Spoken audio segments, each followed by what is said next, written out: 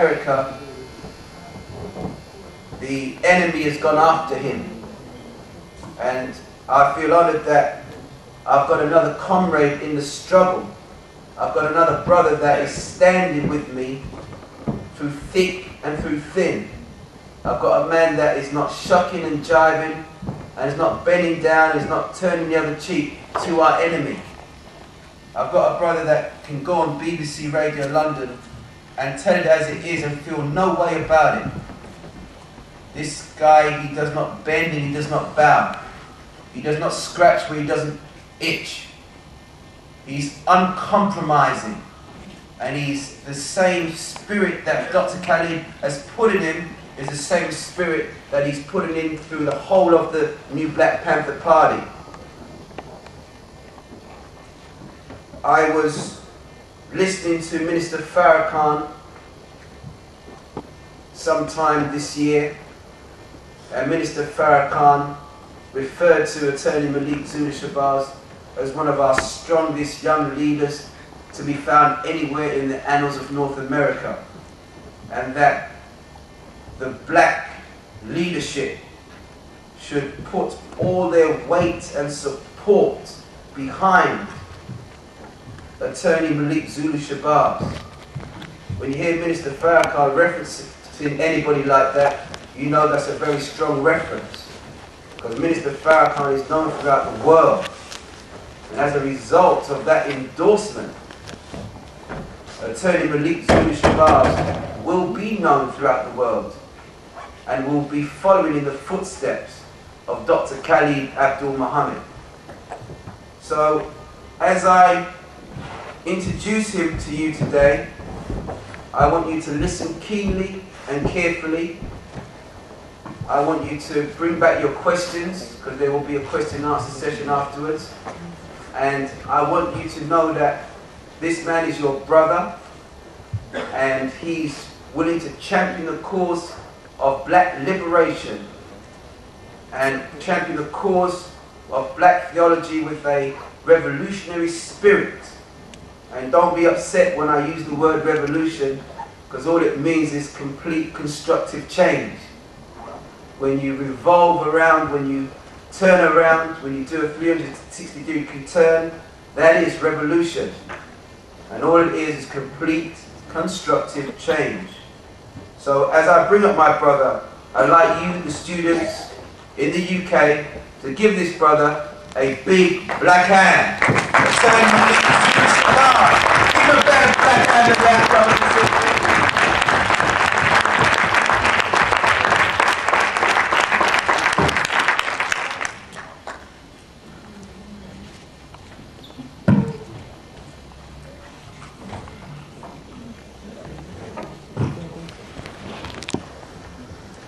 Black power. Black power. There can't be any black people in here. Black power. Black power. Come on now. Black power. Black power. Black power. Black power. Black power. Black power. Giving all honor to God, we bear witness that regardless to land, label, or language, we bear witness that regardless to ritual, rite, or religion, we bear witness that there is but one God. We bear witness whether you call that God Allah, whether you call that God Jehovah, whether you call that God Yahweh, we bear witness that there is but one God. If you call that God Amen, or Amen-Ra, or El, or Elohim, if you're from Southern Africa and you hold up one finger and say Kulu, huh? If you say Shango, if you say Babalu Aye, Obatula, we bear witness that there is but one. We as African people, we have been taught, and it is correct, that we should give thanks and praise to Abraham, thanks and praise to Moses, thanks and praise to Yeshua or Jesus, thanks and praise to Muhammad, peace be upon them all. But we as African people also have to thanks and give praise to those that the Most High God has sent to us. So we give God thanks and praise for giving to us Haile Selassie. Thanks and praise for giving to us Marcus Mosiah Garvey, who gave to us the red, the black, and the green, and taught us about African liberation in Africa for the Africans, at home and abroad. Is that right? Marcus Garvey taught us Europe for the European, Asia for the Asians, and Africa for the Africans at home and abroad. We thank God for Dr. Osagyefo Kwame Nkrumah. Osagyefo means redeemer.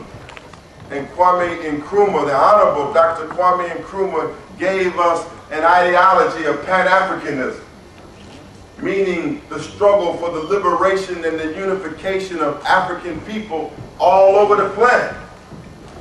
We thank the one God for. I come here from the United Snakes, sorry about that. I mean the United States of America.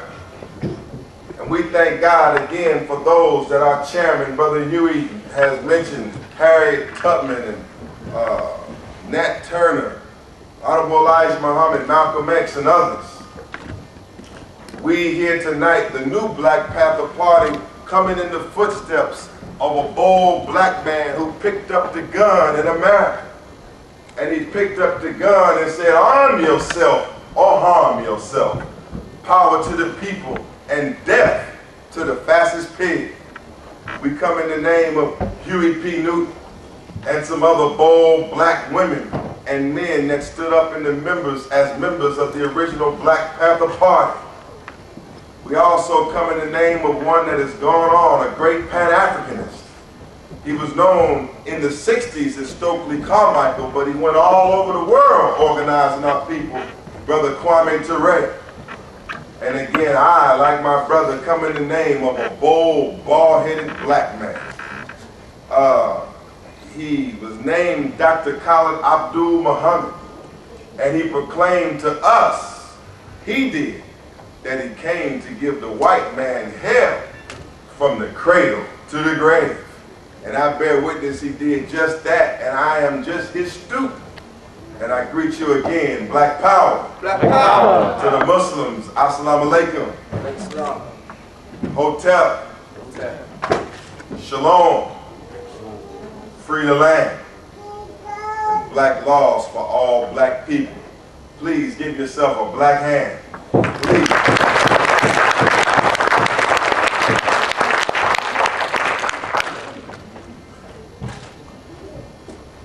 To the student organizers who have invited us here at the university, please give them a hand.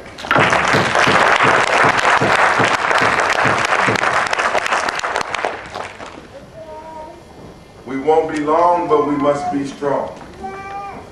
It is a pleasure to see all of you and to look in your faces. I am at the end point of my tour here in the United Kingdom. I've been on a Stop the Killing tour. I've been blessed to speak in Birmingham on Saturday at the Great Spiritual Debate. I was blessed to speak in London in the community on the subject of Stop the Killing. Great crowds everywhere.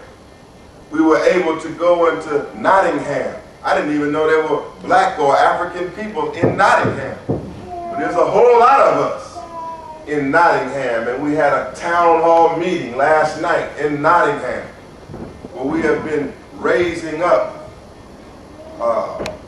recruits in the Black Liberation Movement. But here on this final leg of this tour here, I'm most happy to be at the university tonight. And the reason for that is I have sat in the same seats that you sit in now. I, coming from the campus of Howard University as a Howard University undergraduate student and as a Howard University law student, have sat in the same seats that you sit in now. And I understand the value of the college student. I understand the potential of the college student. I am here to say tonight that you are the future of black or African people all over the planet that our future is depending on you. And you tonight must hear what I say very carefully. You here tonight must weigh what I say in a critical fashion. I will challenge your minds tonight. I will challenge what your professors have been teaching you. I will challenge what is in the libraries. I said the libraries of this university. I will challenge what you have previously believed. I will attack the previous arguments of some of your professors. And then I will open up the question and answer session so you will have a chance to question what I'm saying. But I come here out of the spirit of love.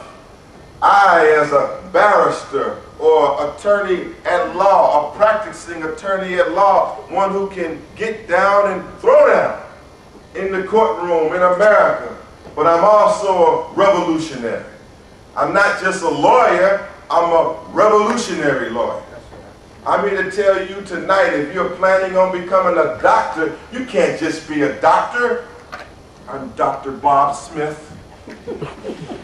Your black self. Your African self talking about, I'm Dr. Bob Smith. You can't just be a doctor, you must be a revolutionary doctor.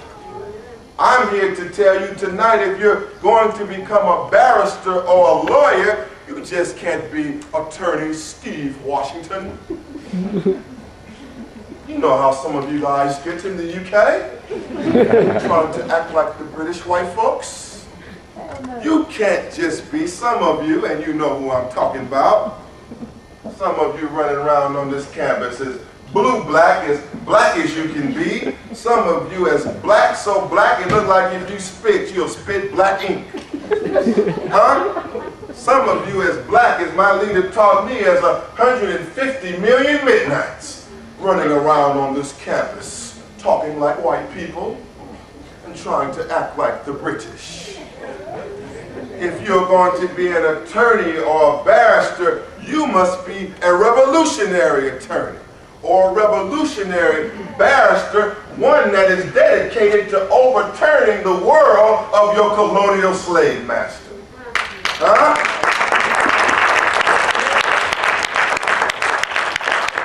If you're going to be an engineer or in communications or media or whatever field you might go into, you must be revolutionary in that field. A revolution means complete constructive change. You cannot come out of here just hoping to beg and plead to the British man for a job. You must come out here with an idea to make a job for your black self. Huh? What good is it for us to get an education? What is it for us to get the higher degrees of learning so we can go out here and get a job to help build up the white man's world? The white man's world is already built up enough. I look around here in London. London is money everywhere. There's plenty of money in London. Banks, financial institutions. And when you look around London and you see the wealth of London, the capital of London, capital meaning the finance, rooted in London, you must understand the origin of that capital and that finance. These British colonialists did not make this city, the wealth of this city, on their own.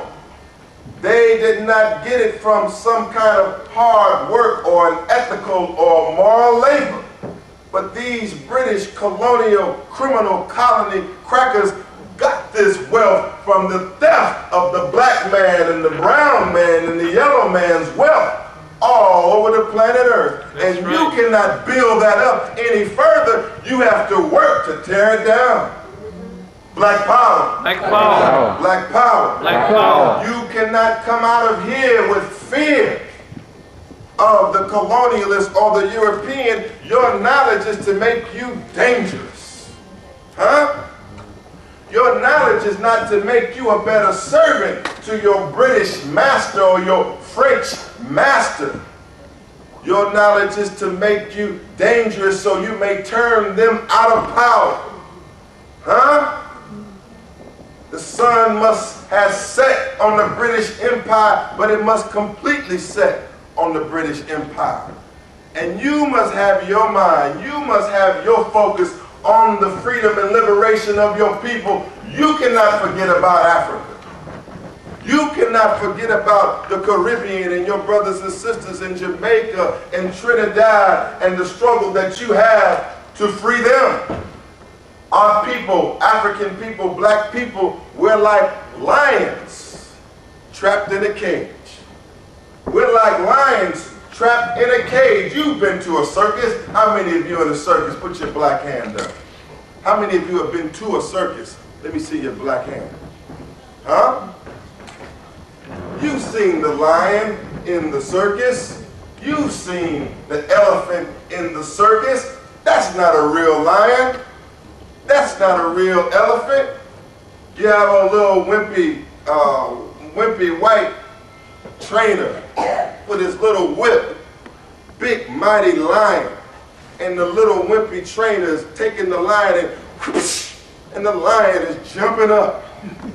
Lion is running away from this little skinny white trainer in the circus. Huh? Black man?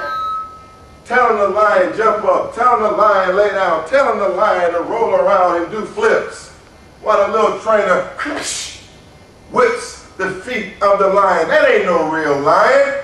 God damn it, if that was a real lion, he'd take that claw and snatch that whip out of the trainer's hand. He'd take one swipe and snatch the little crackers, the trainer's head, and bust out of that cage and be on his way back to Africa.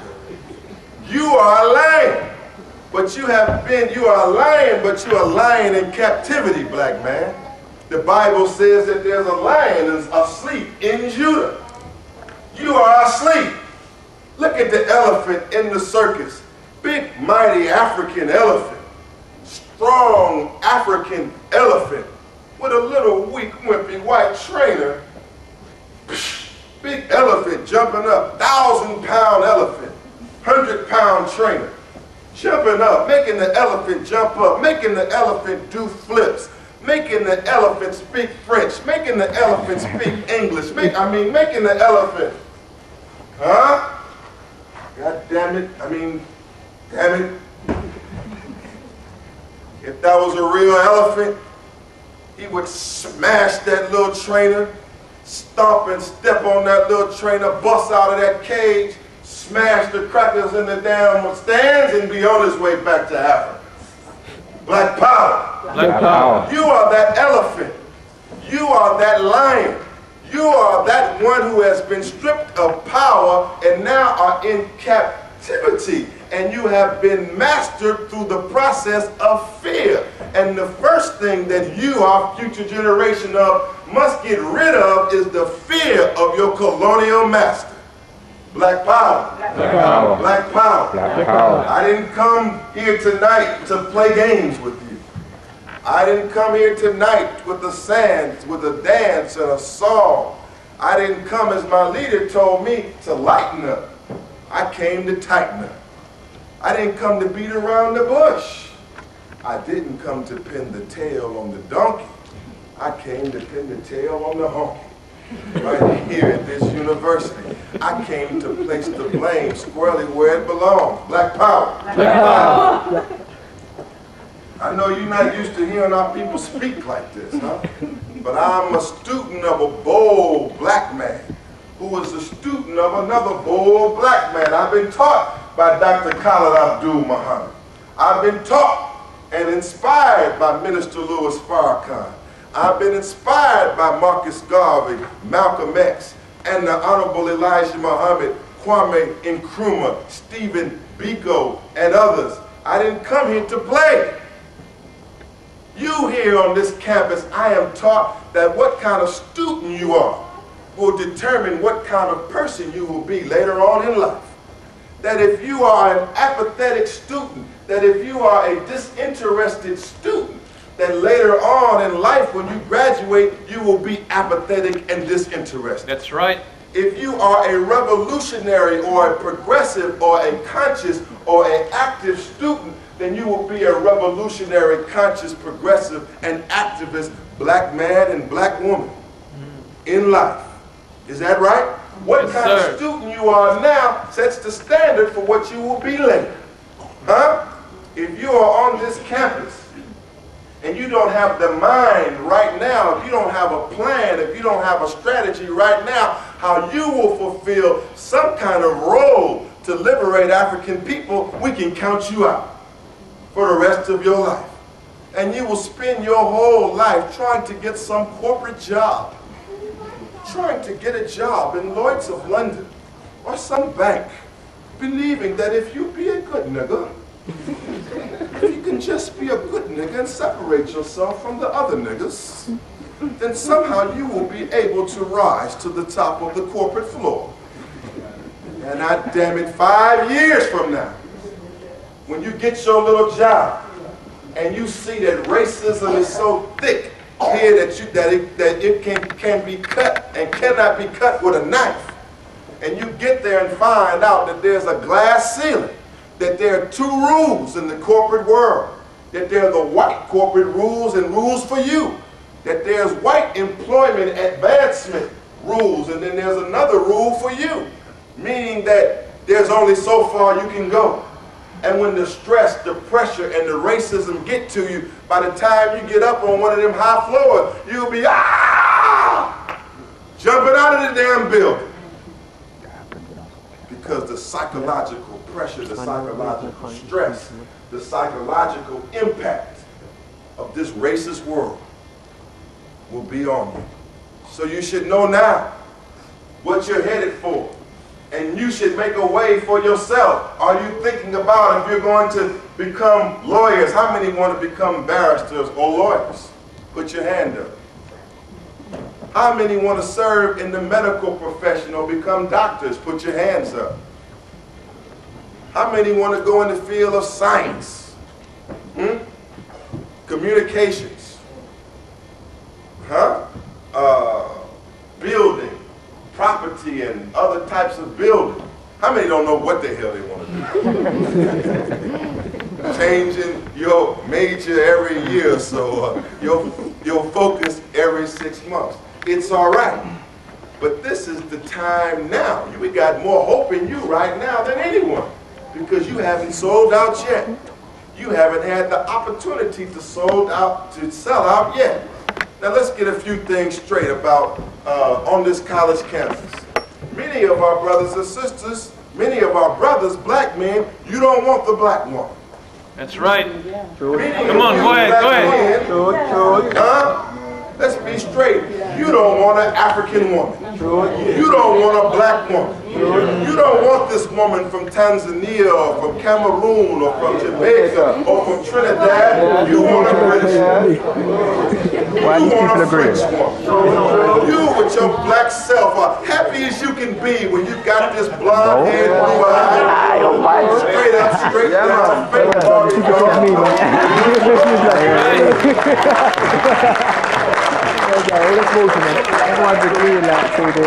white woman.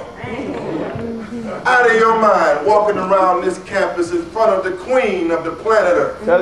Walking around this planet with your African woman in need of you. Walking around this planet with these beautiful, gorgeous goddesses around you. But you want this Caucasoid. You want this British woman. Black man, you should be shot. That's right. Come on.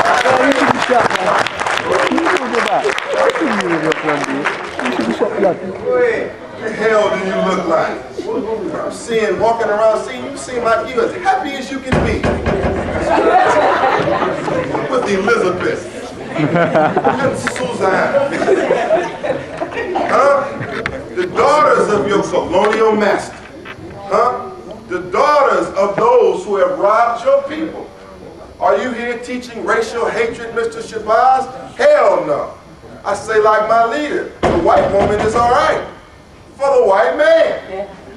But not for you, black man. Your duty is to the black woman, that African woman who is suffering and in need of you. For there are not enough available, able-bodied men now here that are able to serve the black woman. And our women should not be seeing you running around on this campus with these white women like you out of your mind. That's right. Huh? Some of you in this audience loves tickling your toes with Susie at night. Under the covers. Some of you, because the white man has beat you down so much, you think you're getting a victory over the white man when you got the legs of Elizabeth around you at night. That pale white skin on your black behind. Huh? Some of you dream of that, like that's a victory. Black power. Black power. I love the black woman.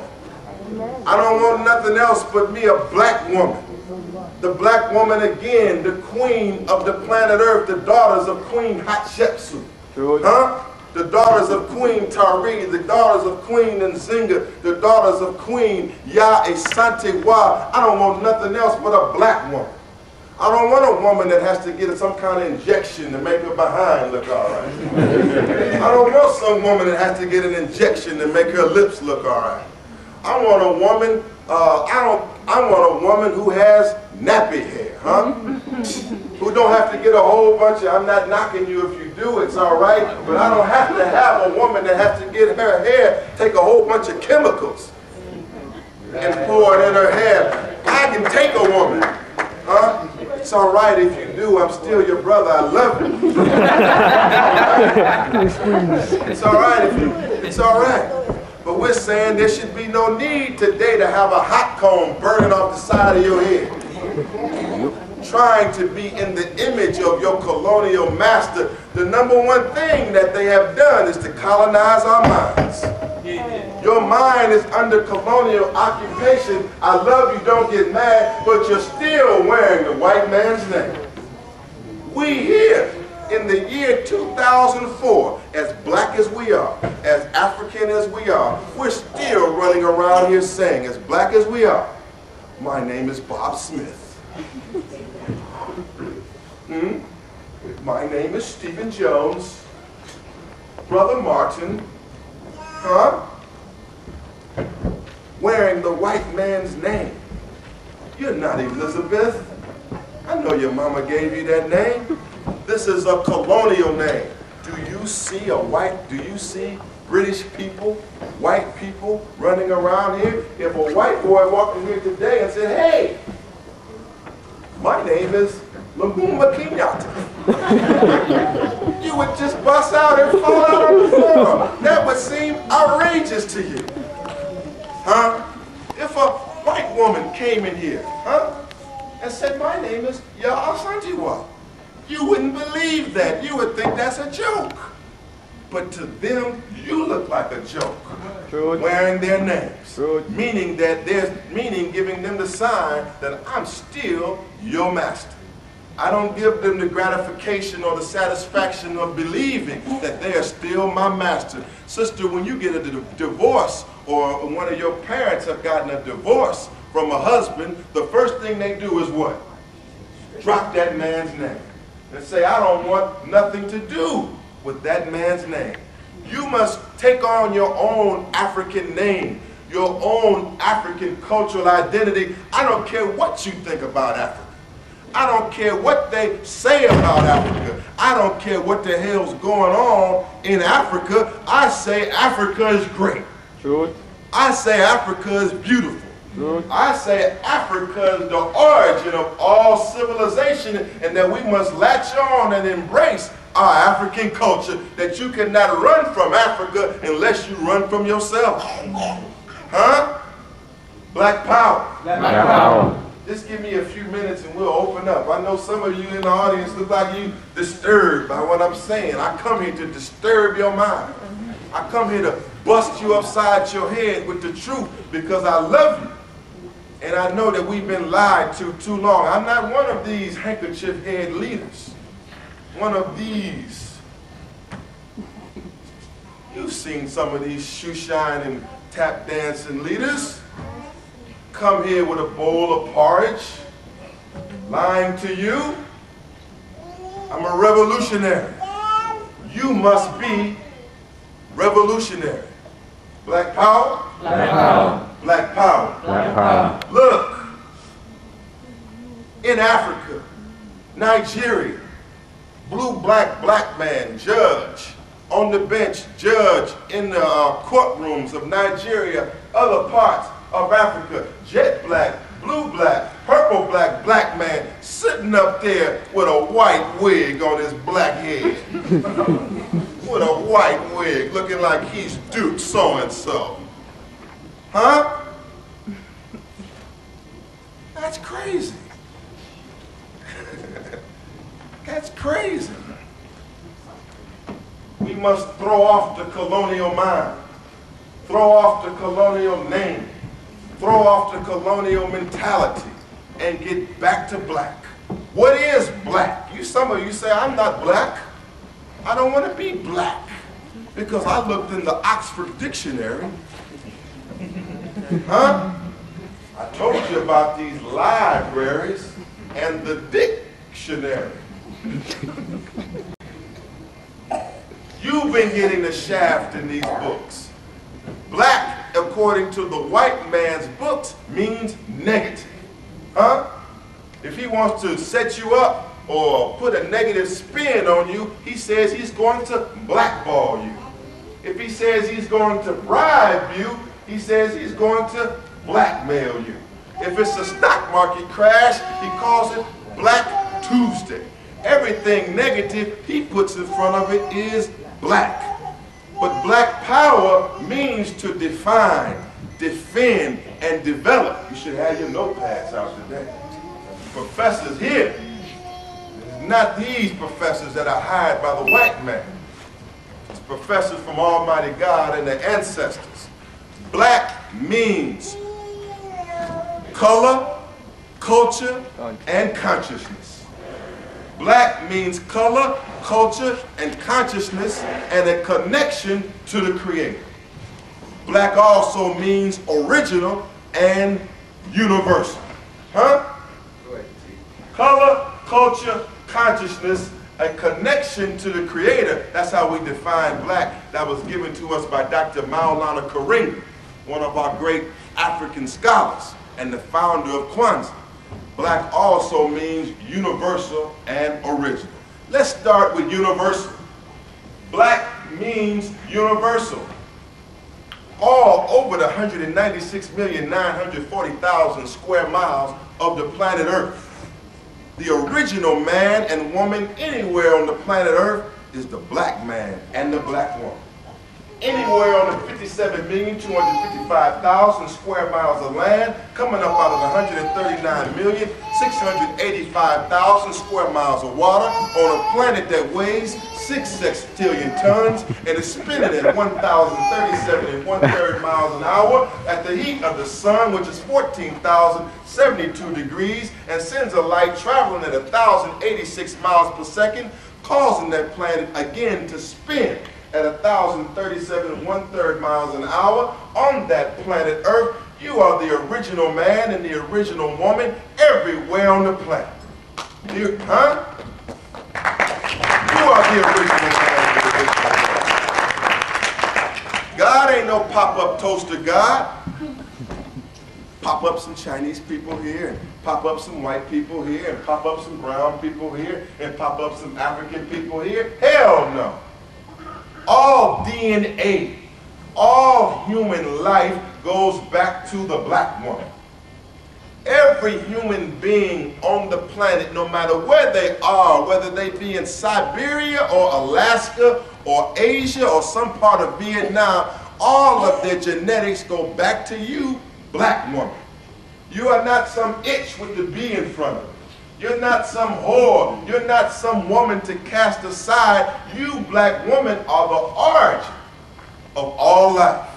You, black man, are not some thug, some gangster, some low-down man, some nigga. You are the father of civilization. You are the father of all mankind. There would be no brown man if there were no brown man and woman, if there were no black man and black woman. There will be no red man and red woman if there were no black man and black woman. There would be no yellow man and yellow woman if there were no black man and black woman. And there will certainly be no white man and white woman if there were no black man and black woman. You are the origin of all life. All life comes out of Africa. L.S.B. Leakey and the boys went back long ago and found the origin of life 3 million years old, and it was in Africa. And they called that woman Lucy, L.S.B. Leakey, the scholars. But every few years or so, they go back and find another black man or another black woman that's even older than that. Why is that? I'm here to tell you today, you cannot find our origin in the desert. You cannot find our origin in the rocks. You cannot find our origin in the trees. Our origin is beyond that. Our origin is in God Almighty. Before there was a planet, there was the black man and the black woman. You say, how's that? In the very mind, in the very original mind of the Creator himself was the mind of a man or a woman that will eventually come down the line and stand on the planet. But you existed in your mental form before you manifest in your physical form. You are the idea of the Creator himself when he decided that he would produce a man and a woman. For the very Bible says that God made man in his own image and his own likeness. Huh? Well, if God makes man in his own image and his own likeness, and the first man is a black man and a black woman, I ask you the thought-provoking question, what color is God? Huh? You want to come down here and fight me now when I suggest to you, huh, about a black God. You got a white God now. You got some blonde-haired, blue-eyed Caucasian on your wall calling that white boy Jesus. That can be your God now, but when I suggest to you a black God, you want to fight with me. Black power. Black power. I say to you like Marcus Mosiah Garvey, I say to you from the scripture that Jesus or Yeshua is a black man. Huh? Jesus is not some blonde-haired, blue-eyed hippie. Jesus or Yeshua is a black man. The Bible says he has hair like lamb's wool and feet like fine brass burned in an oven. Look at that lamb's wool you got. You got your hat on now, black man. Take your hat off for a second. Look at that. That's lamb's wool. Huh? And them pretty black feet you got is like fine brass burned in an oven. Jesus or Yeshua, huh, comes from Africa. You say, no, he comes from Palestine. I say Palestine is in Africa. Some white folks in England went down there and cut a ditch called the Suez Canal. Huh? But you look at the map, it's looking you right in your face. That's Northeast Africa. Hair like lamb's wool, feet like fine brass, burned in an oven. Say he's of the seed of David and the root of Solomon. And Solomon say, look not upon me just because I'm black. Huh? Your Lord and Savior, for those of you who are of the Christian faith, and even if you ain't, Yeshua or Jesus is an African. You've been given an image of Michelangelo's cousin that Michelangelo painted as a Caucasian, and all of these hypocrites in England went and took it through colonialism all over the world with a picture of a white man as Jesus, really saying that the divine is white, and to challenge white is to challenge divine. Everywhere they went with what? A Bible and a gun and a picture of a white Jesus. A Bible and a gun and a picture of a white Jesus. You go to Ghana today. Blue, black, jet black, purple, black, black, black, black Ghana. And big billboards with a white Jesus in Ghana. Huh? With a real revolution, we'll go up and snatch and bust them billboards down in Ghana. Black power. Black power. If you have a white Jesus on your wall, you cannot accept falsehood. You must go to your wall, take that white Jesus down, and throw it in the trash can. Huh?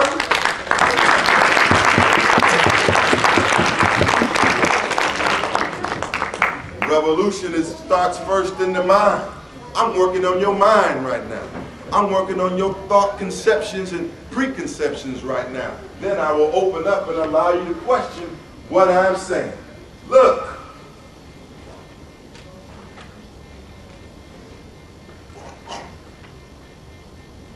I want you to understand, I don't want to leave the point of us being the original people without touching for you scientists and medical people on the subjects of biology.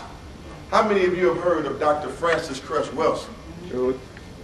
Many of you have. Just for the record, how many of you have heard of Dr. Yusuf Ben Yakin? Truth. Dr. John Henry Clark? Truth. Dr. Ivan Van Sertima? Truth. So many of you can dig what I'm saying. And some of you have maybe forgotten what I'm saying. I'm here to remind you. You, being the original people of the planet, are dangerous. And if you want to understand apartheid, if you want to understand racism, you cannot understand it in the absence of a discussion on biology and genetics. Mendel, the German scientist, teaches that dark genes are dominant and light genes are recessive. That dark genes, black genes, are dominant and light genes are recessive. And Dr. Francis Cress Welsing teaches us that our struggle with the European or the Caucasian or the white man is based on the white man, the Caucasian, or the European's fear of genetic annihilation. That if we are allowed to intermix and intertwine and intermarry with white people, that there will be no more white race. The European birth rate is on the decline. And if you are allowed to integrate and intermarry with white people anywhere on the planet, that it will produce the decline and the destruction of the white race. They are constantly in fear of you, black man. They're in fear of what's between your legs. The number one fear, subconscious fear of white people is what's between your legs.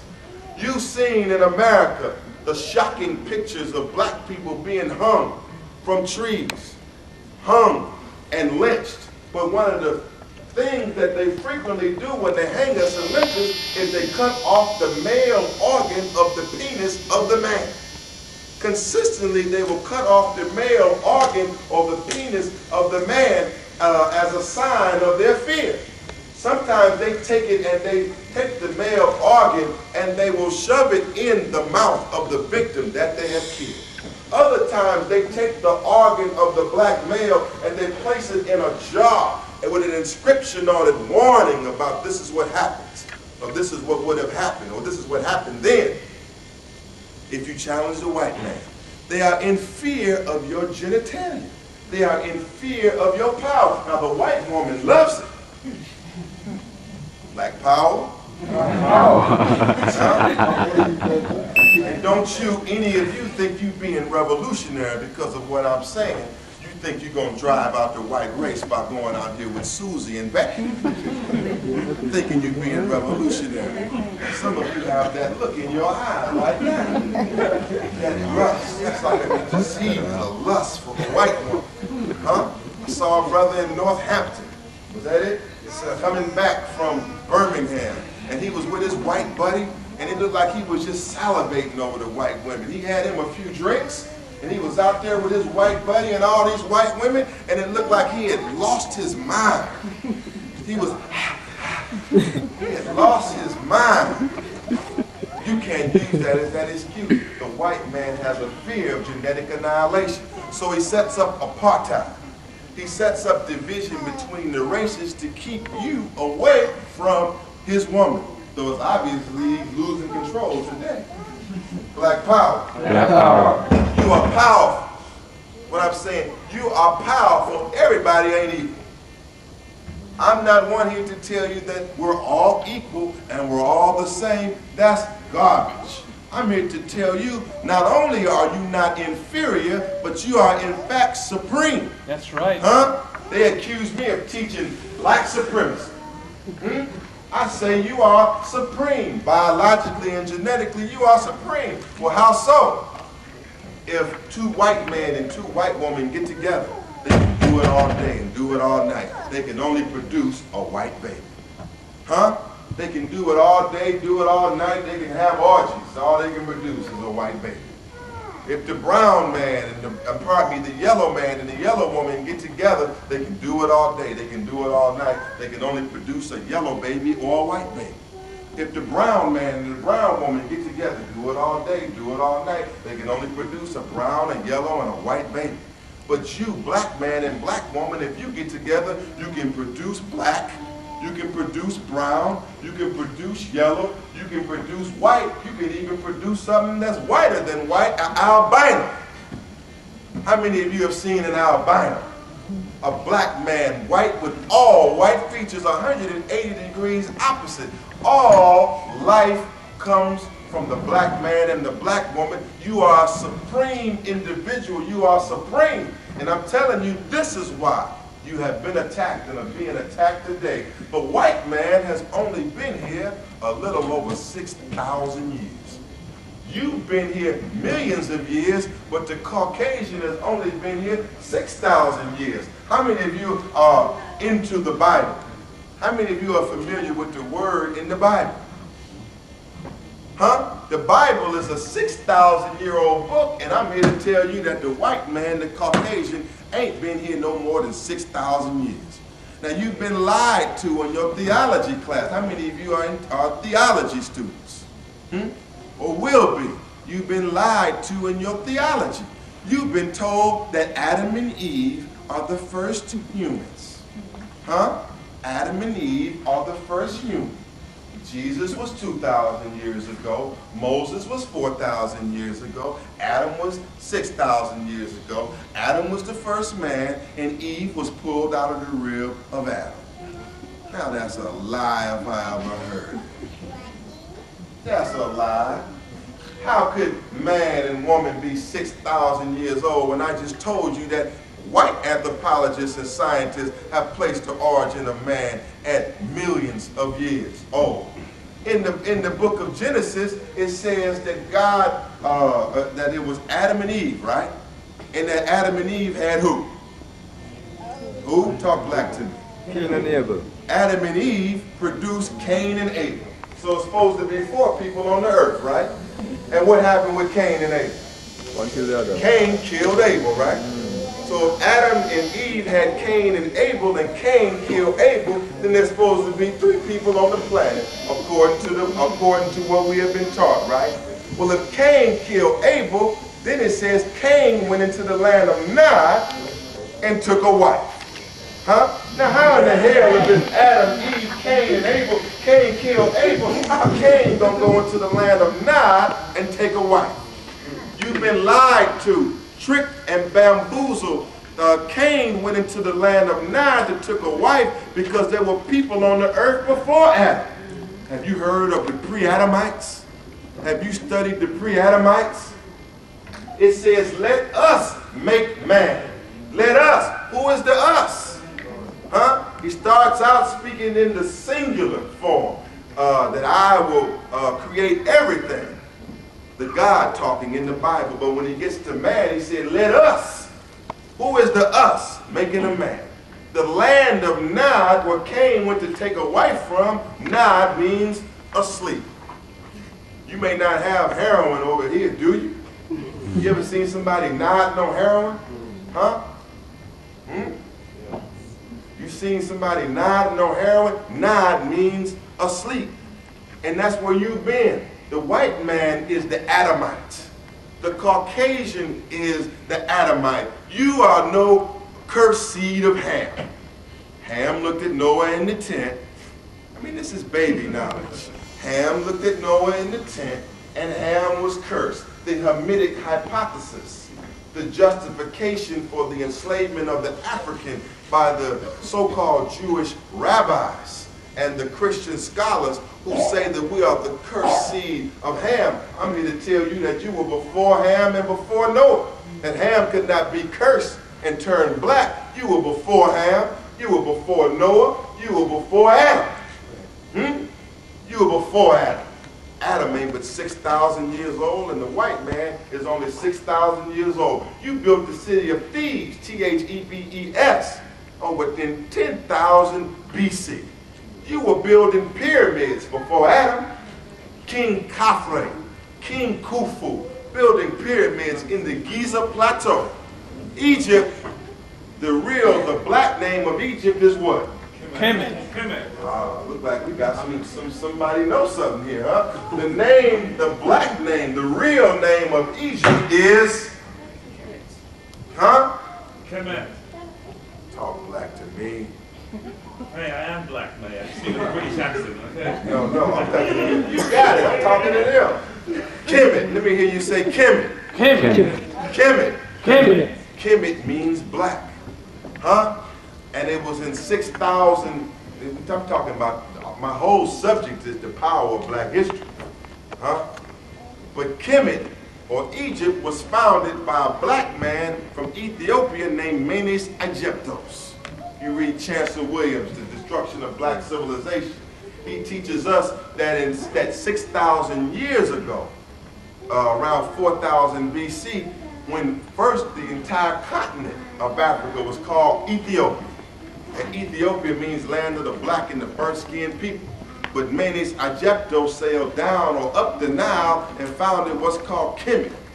And they started the first dynasty of the Kemetic Empire.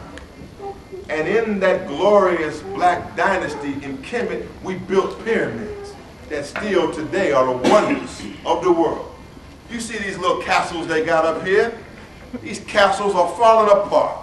They built a castle in 1300 or 1400. The Crackers castle is falling apart. But the pyramids still today stand as a wonder of the world. The pyramids today still are called by the white man one of the great wonders of the world, built by African people, built by black people, with the Sphinx sitting right in front of the pyramids in the center of the planet. The Sphinx, head of a black man on the body of a lion. I talked to you about that lion. The head of a black man on the body of a lion with the nose blown off. How did the nose get blown off, and why did the nose get blown off the Sphinx? It's because this other old devil named Napoleon, huh? This other white man from France went, and when they went to Egypt and Kemet and discovered that it was a black civilization, that Napoleon became furious. Napoleon and his army became arrogant, so they took their cannons and lined up their cannons and blew the nose off the Sphinx to take the broad nose and the black nose off of the Sphinx. And you see many times in ancient artifacts, they try to blow the nose, huh? That nose you hate, that big African nose, huh? To blow the nose off the Sphinx. And today, from Napoleon and his armies taking the cannon to blow the nose off the Sphinx, you get what's called the 21-gun salute. But they do this to deny you your history. There's a conspiracy to deny you the greatness of your history, because they know that the people who don't know where they came from will never know where they can go. There's power in history. Power means the ability to change things. And if you can be tricked and fooled to believe that you're just a nigga, and that somebody found you with a bone in your nose, running around naked in Africa, huh? That you ain't never done nothing but run around naked, and the white man had to civilize you. Hell, we were building palaces while the white man was crawling on his all fours in the caves and hills of Europe, huh? You were the masters of civilization when the Caucasian was crawling on his all fours in the caves and hills of Europe, eating his meat raw. Eating raw meat, huh? Eating the raw meat and eating each other, huh? You go into these restaurants, I'll have a rare steak. Please give me my steak rare. Give me my steak rare. With the blood running all out the steak. Shame on you, brother. Huh? Shame on you.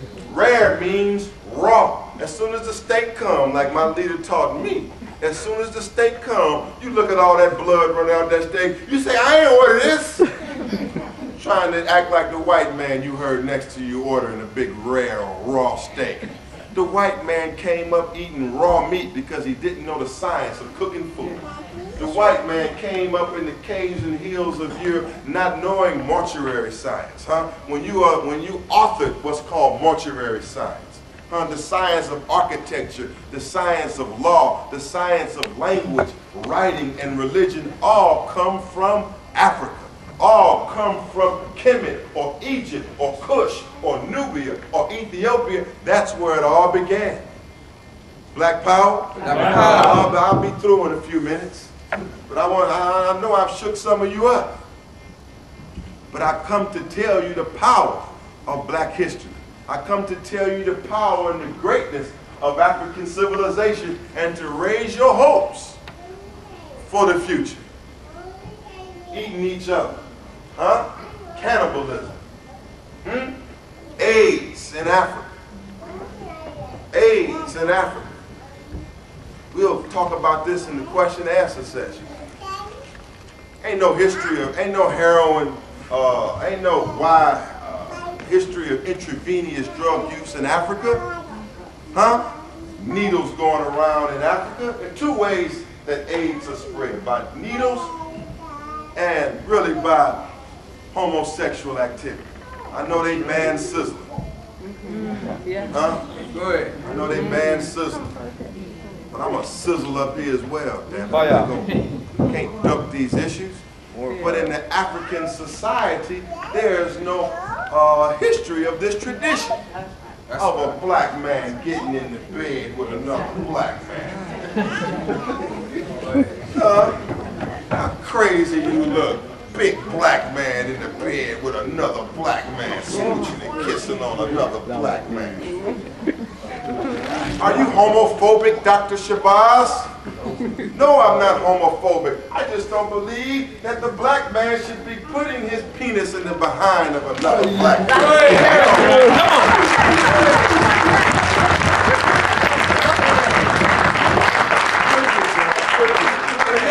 Resurrected with you and your lips on another lips of another black man, or in the bed doing it to another black man. That is white man's culture. That's he wants to allow that. That is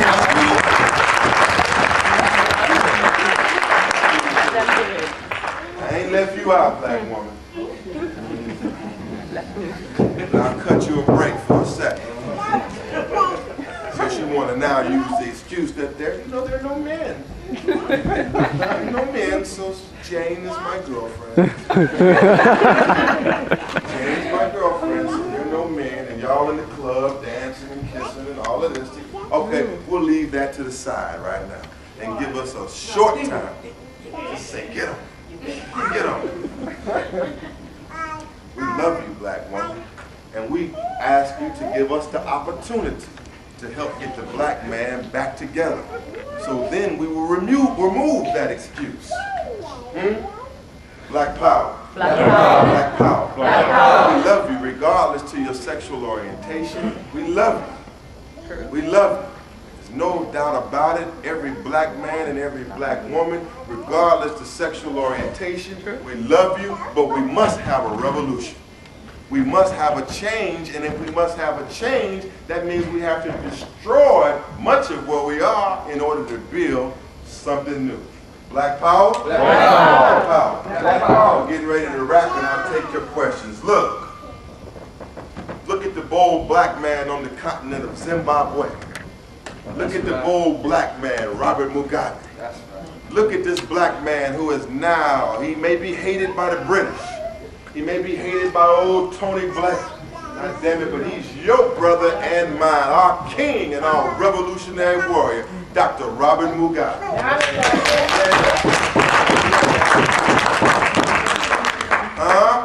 I'm not a capitalist, I'm not a communist, I'm a nationalist, a Pan-Africanist, but I'm also a Mugabeist.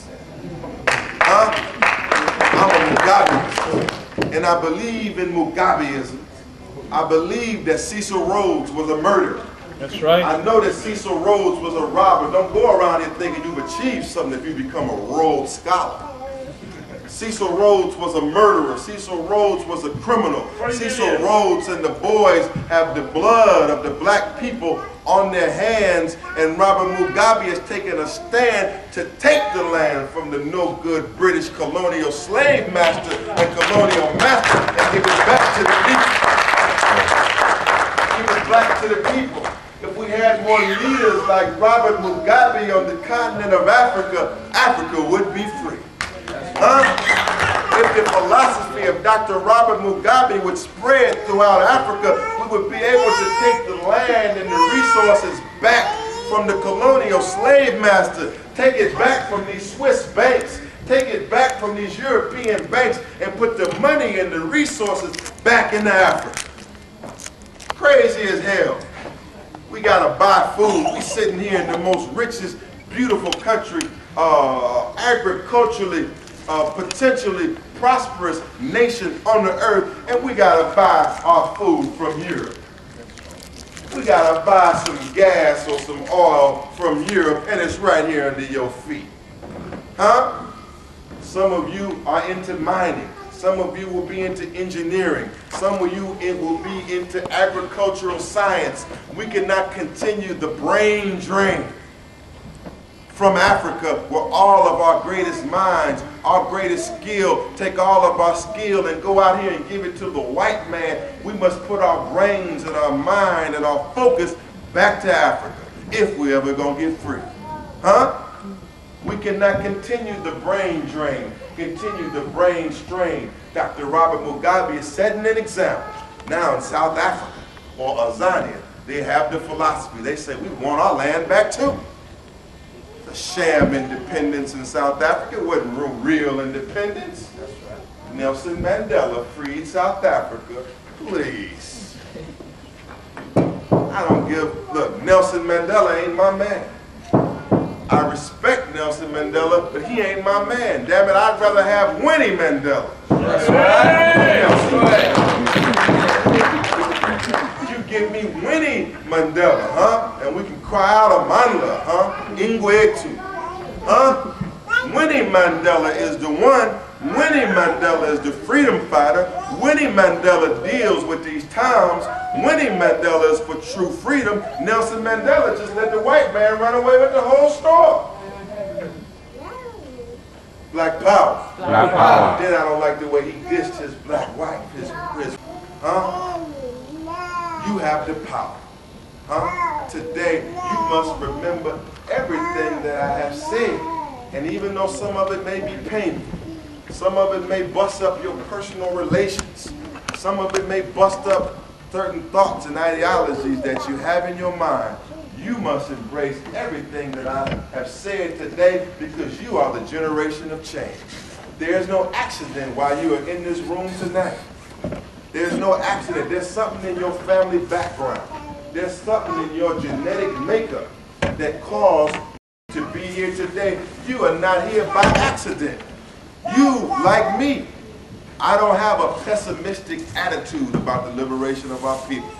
I don't have a cynical attitude. I'm not without hope. I'm not walking around in despair because of the condition of our people, because I know that the Almighty God has given me a mission, and I'm working my mission, working my job all over the planet. You said, but I have to make a living. Damn it, I'm making a living. I practice law, have plenty of clients. I roll a nice vehicle. Huh? I live in a nice home.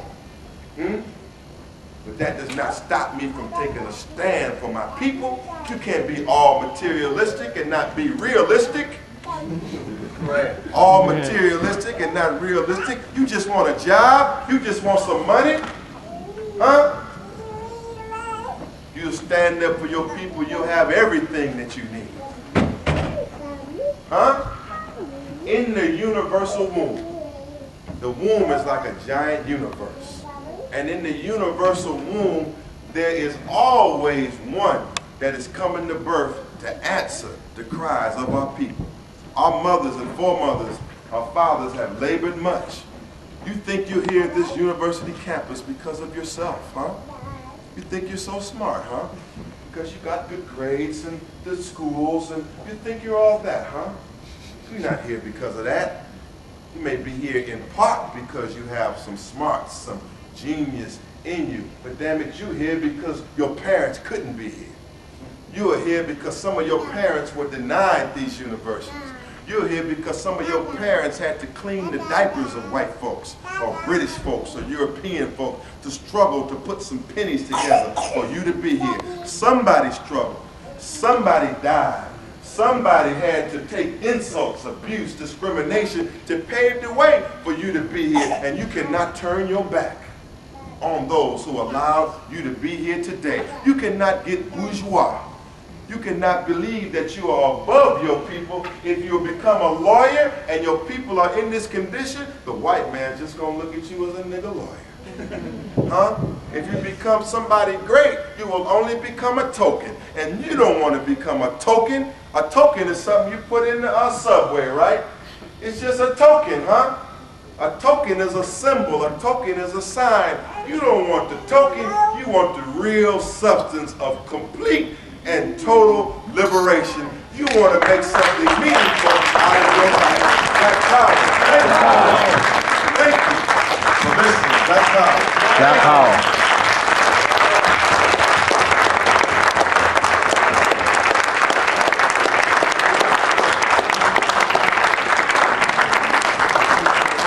Sisters and brothers, I don't see any others. Sisters and brothers, huh? I'm your brother. I don't mean to offend any of you, but I'm a warrior. You know, and I come here to wage mental warfare. For the Bible says that the battle is for the minds and hearts of our people. I'll take any question you have, even if you want to challenge me. If you want to challenge me tonight, it's all right. You come on, any question you have. And if you don't believe you can challenge me, go get Professor Rothschild. Or go get Professor Rothstein and bring his white behind in here and sit him on the front row and see if he can challenge what I'm saying. Huh? Matter of fact, you can go get, like my father said, you can go get 4 or 5 or 10 of your best professors and line them up, and I'll debate all of them on what I've said. They can get their books out, and I'll get my books out, and we can go to work. Huh? And we'll see who will win the debate. But we'll take any or all of your questions. Yes, sir, Baba. In the UK, we do have same name. My name is Michael. Go stand up. Want me to stand up? Yeah. Stand up. Thank you. Go ahead, Baba. My name is Michael Cohen, descendant of Queen Al-Qadina, who reigned in Ghana. Yeah. And my question is, we have equal opportunities here in this country that is diverting the issue from racism or white supremacy. Do they have this situation in America also, where they're promoting equal opportunities? As you said, there's nothing that's equal, nobody's equal. Do they have that in America that's nullifying the quest for total emancipation from the European domination? Yes, that's an excellent question. You say you have equal opportunity here, huh? And they say we have equal opportunity in America. Dr. Martin Luther King, who I respect for fighting for equal rights and constitutional rights. They labored much to ensure that if I want to go to the bathroom with white folks, I can go to the bathroom with white folks. And if we want to sit down and have integrated fumes filling the rooms, then we can sit down and have an equal opportunity to have integrated fumes filling the rooms. If we want to go to the restaurant with the white man or the airport, fine, we have all of those rights. We also allegedly have Fair Employment Acts and Equal Housing Acts. They say it's a free society, just like they say it's a free society here. Let me explain to you all for your own knowledge about some of the negative aspects of the civil rights movement. Although we were able to gain constitutional rights in America, the problem is that we gave up everything we had black just to be able to go to the toilet with the white man, just to be able to go in the restaurant with the white man. We gave up our own restaurants.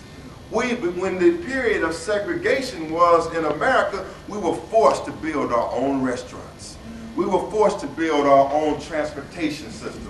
We were forced to build a black economy. But we became so sick under the mindset of black inferiority and white supremacy that we were so happy just to go eat some food with some white folks that we stopped and shut down all black restaurants, all black transportation systems, all black owned property. Now today in the black community in America, there's a Korean or an Arab running everything in America. Any similarities is not a coincidence. In our community, my brother, in the United States of America, almost every small business in the community is owned by an Asian or by an Arab. So we lost the goal during the civil rights movement because we refused to embrace black nationalism. We refused to embrace Pan-Africanism. And I say to you today, here in England, even though you have equal opportunity, you must enforce the opportunity to take up black nationalism and Pan-Africanism and black power as your primary ideology. If you have equal opportunity, then you got the opportunity to own every one of these damn businesses that's in the black community here. You got the equal opportunity to go on and you own that business and you provide the services to your people. Don't let these guys with the red dot on their forehead talk to you anyway. Of course they're going to look down on us, the Pakistani, the Indian. They say, hell, ain't no Pakistani buying from me, ain't no Indian buying from me. I'm serving it to you, but you should be serving it to yourself. Huh? You can't get so bourgeois or we don't want to build black businesses. When white people come out of here, they go in the mindset to build something for themselves. So that's the real struggle, sir. I'm so happy. Let me say this. I have no love, no respect for. I say he's a liar, a criminal, a thief, and a liar, a thief, a criminal, and a murderer. I have no respect for George W. Bush. That's right. Oh, no good George W. Bush. The most notorious liar on the planet. A warmonger, a thief, and a rogue. The #1 terrorist on the planet Earth is not Osama bin Laden. The #1 terrorist on the earth is not Ayman Zawahiri. The #1 terrorist on the planet Earth is not Abu Massab Zakari. It ain't Hezbollah, it ain't Arafat, it ain't none of them. The #1 and 2 terrorists on the planet Earth are George W. Bush and Ariel Sharon. That's right. Don't think I lost about it. And the #3 is a little poodle, George Bush's little poodle, Tony Blair.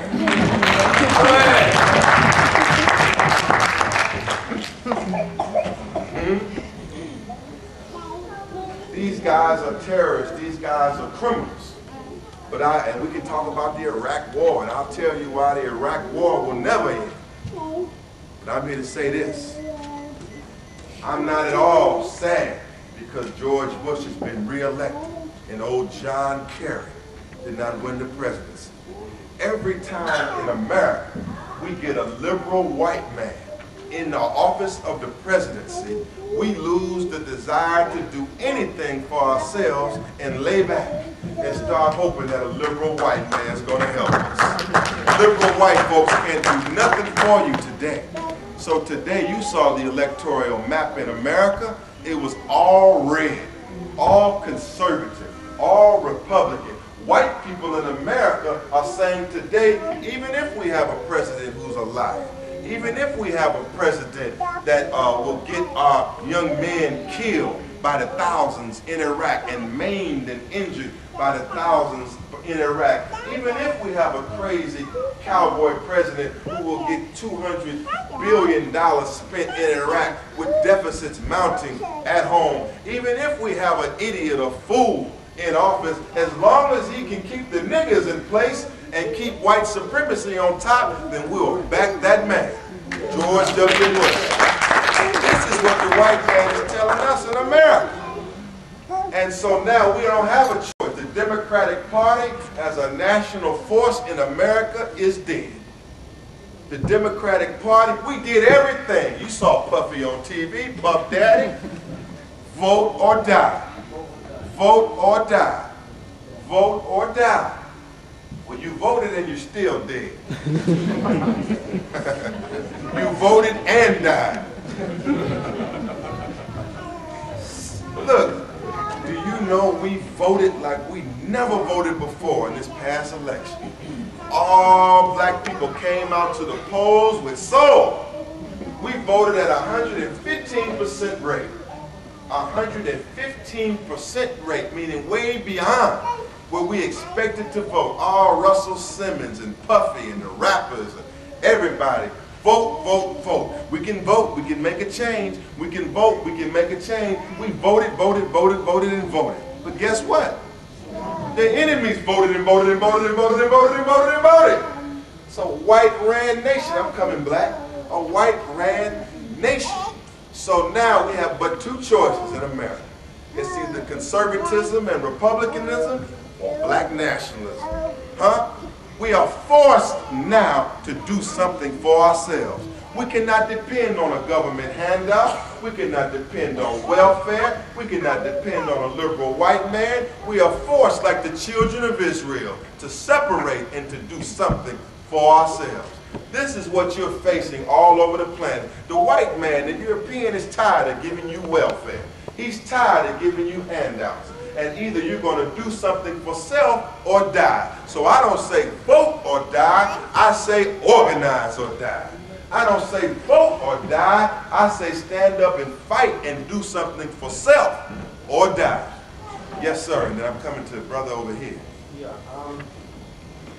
Considering the American government under the FBI, the Panther program. Yes. In your former organization, what steps are you taking on this occasion to nullify any moves by the European and European American people to destabilize the new Black That's a very, very good question. The new Black Panther Party, and I want to say this. The new Black Panther Party, under the leadership, brothers and sisters, this is one of the most courageous black men in the United Kingdom right here. Some of you have read about him in different newspapers. My whole tour he set up, working with Sister Angie and others, working women and men, no sexism here. We understand that under the counterintelligence program of the United States government, that the Black Panther Party, as well as the Nation of Islam and others, were targeted and destroyed. Today we have been resurrected. Right now as we speak, we have stood up the new Black Panther Party here in London. We have stood it up and now have membership in Nottingham, have membership in Birmingham, and working on membership in Manchester, Bristol, and Leicester. And we will not, sir, let the enemy do today what he did yesterday. Now, we have been in existence for 15 years now. The Black Panthers of the 1960s existed from 1966 to 1974, 8 years.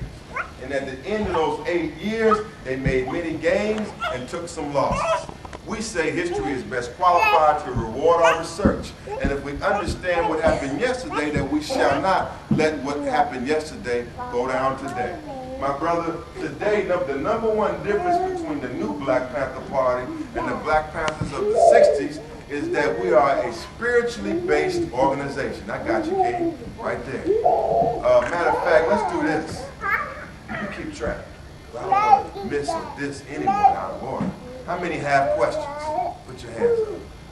Okay, well, let's say it like this. We'll take your question, then your question. All right? We are a spiritually based organization and an African-centered organization. We, in the new Black Panther Party, the party of the 60s was victimized by drugs, The party of the 60s was victimized by the leadership, sleeping with white women. I loved it. Let me be clear on the record for anywhere this goes. I have the utmost respect for all members of the party. But if you're asking me a difference, there's got to be some differences if we're going to survive, and they didn't. So we are a spiritually based organization, and we say to the black Muslims, the black Christians, the black Hebrews, just the black believers, if you're none of that, if you're just a believer, we do not discriminate on the basis of religion, but we embrace a spiritual ideology. And we believe in the code of Ma'at. And in Guzo Saba, we believe in the original divine principles of African spirituality. And therefore, there's a moral code here. And our moral code enables us to defeat things like the drug addiction, the cocaine, the heroin addiction. Defeat things like I would say that we're able and we do have what we believe is divine guidance. We don't just believe in our guns. We believe in self-defense. Of course, we have to have some guns. Do y'all believe we have to have some guns? Yes, sir. Yes. Put your black hand up if you believe we have to have some guns. Huh? Some of you say, some of you got some guns, huh? Well, that could be a question whether we have or need guns, but I'm here to say that we don't worship our guns. We believe in our God and our gun. We believe in our God first and our gun. We believe if we get in a battle that our God will help us to shoot straight. But we don't pray to a piece of steel. I don't walk around here trembling and shaking with my gun, believing. I believe that I walk with divine protection. I believe that this man, is that right? Yes, that sir. we walk with divine protection. We open up in the name of our God. We believe that we should be a praying people, a meditating people. And we believe that there's a God, that there's an El, that there's an Elohim, that there's a Yahweh, a Jehovah. We believe that there's a spiritual force that can guide us in the right direction and keep us away from the wrong direction. We don't, in the days of the Panthers in the 1960s, we may come up in this rally here with our shotguns right out in this meeting. Is that right? We may have our guns right out in this meeting, and it looks like all of you all are family, but some of y'all will be working for the British Intelligence Service. And the one that's in here working with the British Intelligence Service will say, they got their guns. They're illegal, they got the guns, they're here. And now, damn it, the police will be surrounding the buildings, and we'll be up in here fighting or having a shootout, and some of us will be killed, and we'll kill some of them, and it'll be a big mess. So hell, we may have some guns now, but you don't know it. That's right. Huh? Because we believe we gotta be wise. We believe we gotta be wise. So my simple answer, my brother, is we're wise. We're not going to say that we're not going to meet opposition. You cannot be a revolutionary or be a liberator and not face opposition. If white folks don't give you some opposition, that means you ain't doing nothing. That's huh? Right. Exactly. And you cannot make progress without opposition. You cannot make progress without opposition. The American white man, in order to separate from the British white man, had to take up arms and weld what was called a revolution. Is that right? The American white man picked up arms and got to going a revolution. And damn it, he went in the ship harbor and took a whole and had a riot in a harbor and took over and damn near burned the whole ship. Huh? And they call it the Boston Tea Party. Huh? But the white man took up arms for his freedom and his independence. He waged a revolution. He was ready to fight, bleed, and die in America. American white man to get free from the British white man. Are you willing to stand up, fight, kill, bleed, and die for your independence? The way the white man did? Huh? These white people fought world wars. Some of these young men, white people, 18, 19 years old, some of our people too, fighting in the white man's army. Black soldiers as well. But I say that the white man, one thing that I give the credit to the white man for, you see today I don't give the white man too much credit at all. But some credit I give him is that he got hot.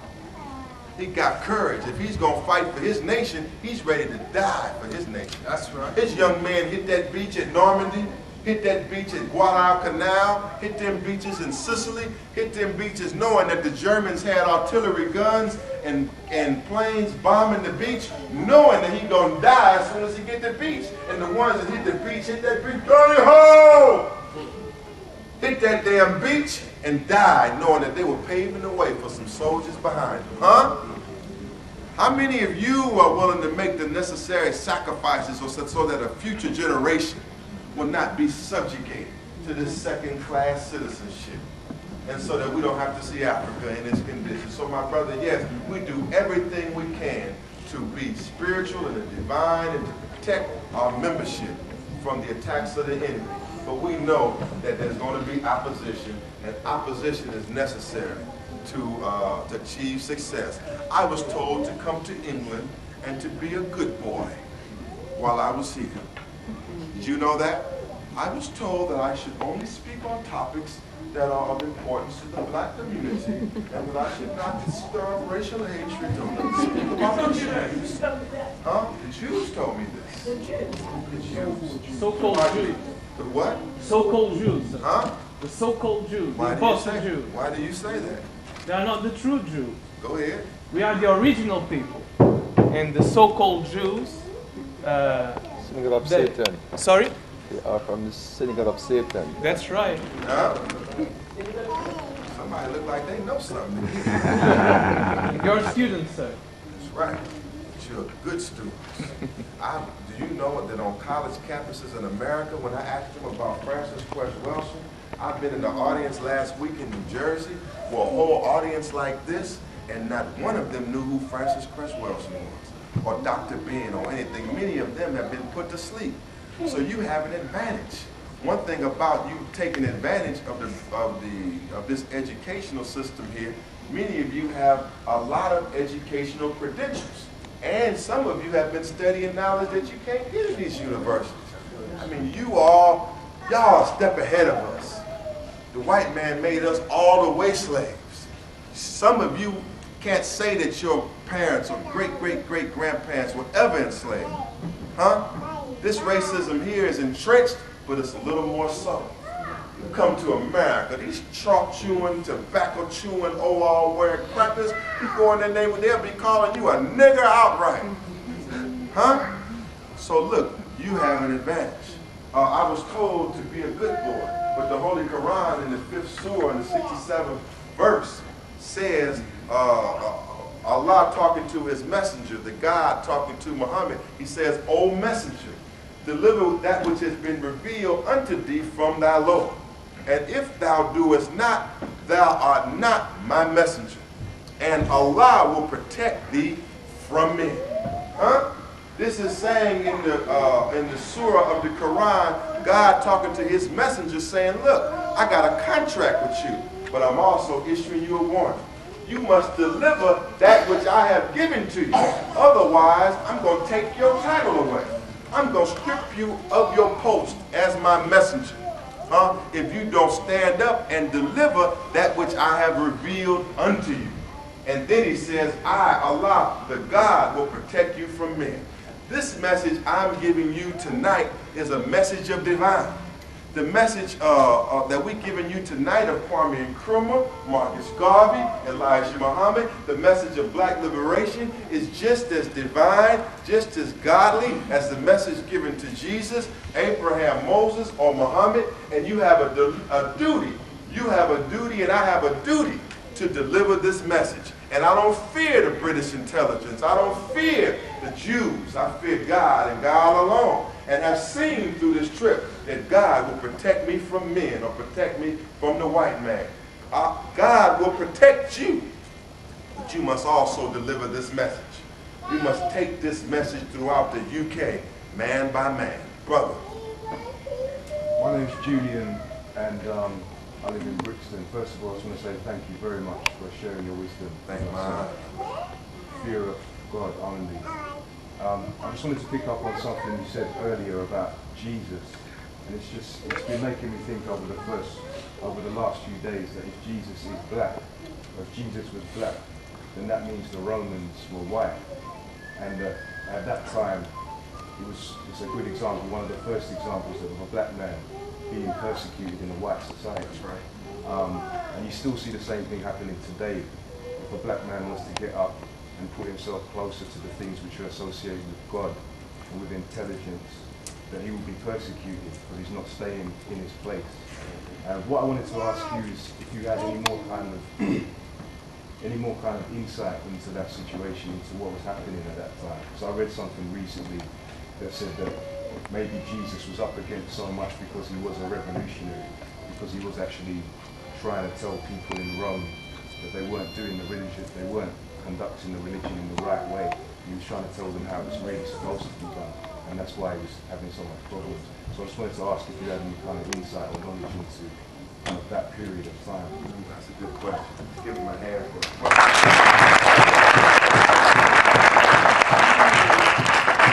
Jesus, or Yeshua, the black revolutionary Messiah, called in Islam Isa ibn Maryam, or Yeshua bar Yosef in the Hebrew language, was a spiritual revolutionary. But one thing we must also understand about him is that he wasn't organized. Yeshua, Jesus, wasn't organized. He got him a squad and a team of disciples, and they went to work about doing the work of the conversion or the resurrection of the dead in Palestine. He was hated by the Roman Empire. The Roman Empire had spread through Palestine and North Africa and other areas and were under wicked rulers who were not spiritual men. The Roman governors and the Roman rulers, they didn't give a damn about no God or no nothing.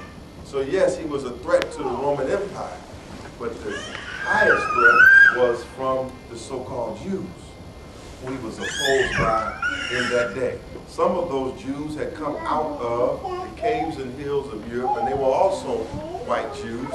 But some of them, they were also Jews of a mixed background, because in 500 BC, Israel had been scattered in 500 BC under the Babylonian Empire.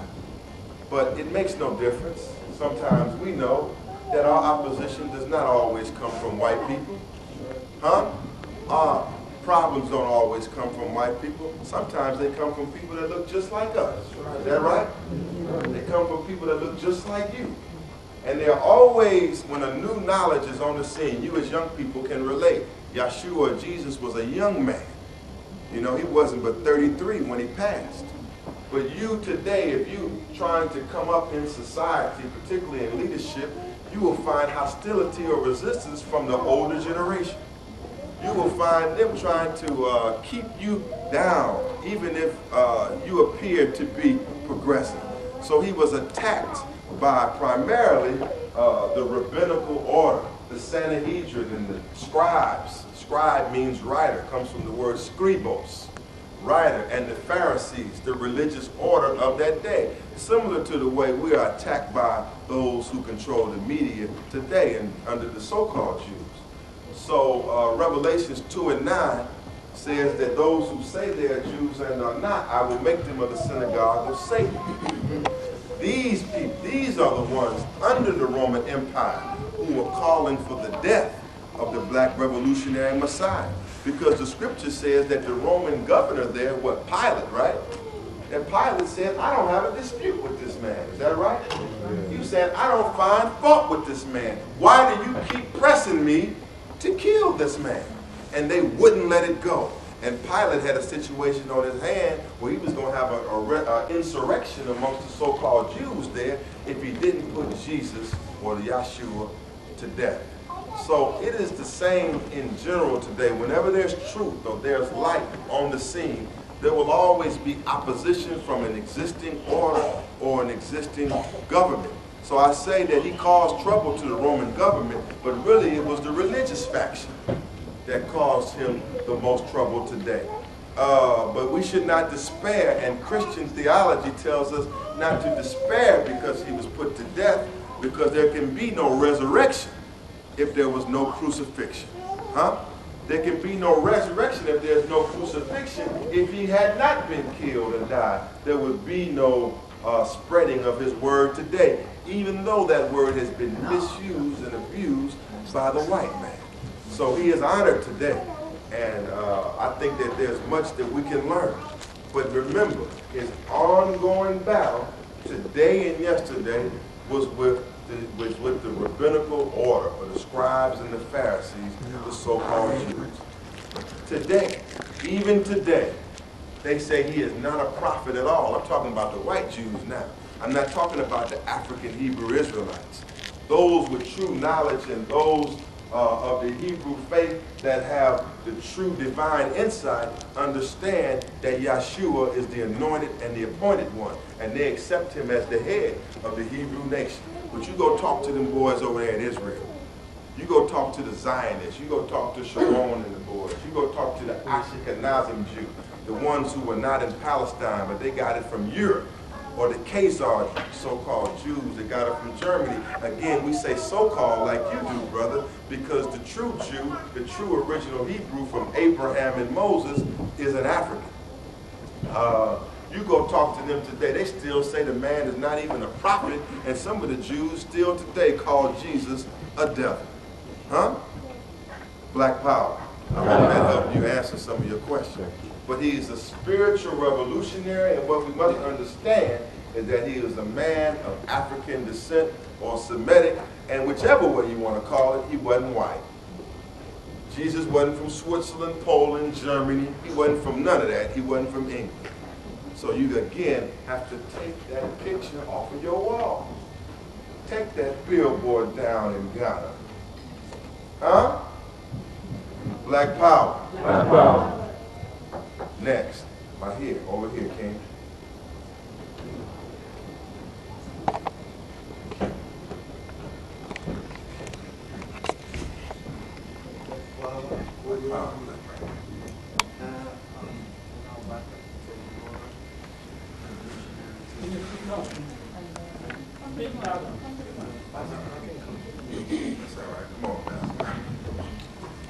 And I have one question that is, what's the main aim of the new Black Panther?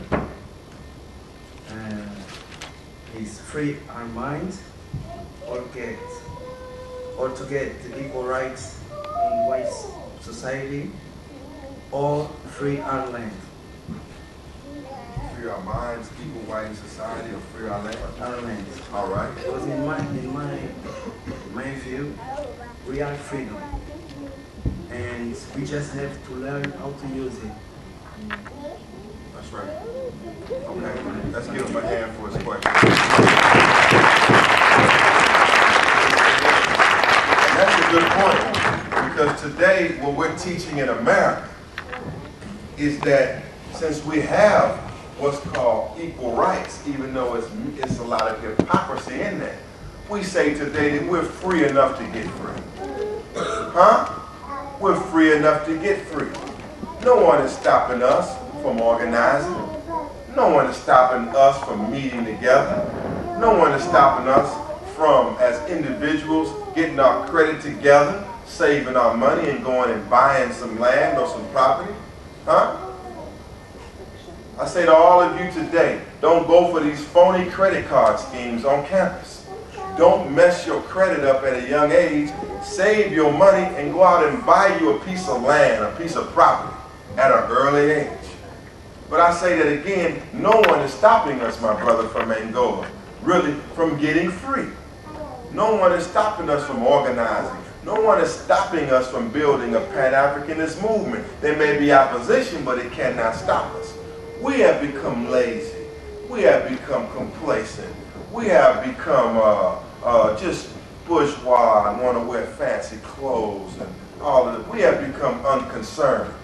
So I say that, yeah, our primary concern cannot be right now equal rights, even though when our equal rights are violated, police brutality or discrimination, that we should fight it and fight it strongly. But in terms of what the new Black Panther Party believes in, we have a 10-point program. We have a 10-point platform. And just briefly, so many of you can just be clear, we have a roadmap. And the first point of our 10-point platform says we want freedom. We want the power to practice self-determination and to determine the destiny of the black nation. And it goes on to describe how we believe in the Bible and the Quran and our divine destiny and other spiritual principles. Number 2, it says we want full employment for our people, and we demand the dignity to do for ourselves what we have begged the white man to do for us. Number 3, it says we want tax exemption and an end to robbery of the black nation by the capitalists. We want an end to the capitalist domination of Africa in all of its forms. Imperialism, criminal settler colonialism, neo-colonialism, racism, sexism, Zionism, apartheid, and artificial borders. And goes on to give our position on reparations. I'm coming to you. Point number 4, we want decent housing, fit for shelter of human beings, free health care, preventive and maintenance. We want an end to the trafficking of drugs and to the biological and chemical warfare targeted at our people. Point number 5, we want education for our people that exposes the true nature of this devilish and decadent American society. Here we should say devilish and decadent English society. We want an education that teaches us our true history, and the role in our present day society. Point number 6, we want all black men and women to be exempt from military service. Point number 7, Yes. we want all black men and women to be exempt from military service. Speak on the question here on it. Mugabe. What you say now? I'm not going to fight against Mugabe. Are you going to let Britain send you into Zimbabwe with a gun? No, sir. Are you going to let them send you to Iraq? Huh? You going to go out there with the black-washed boys?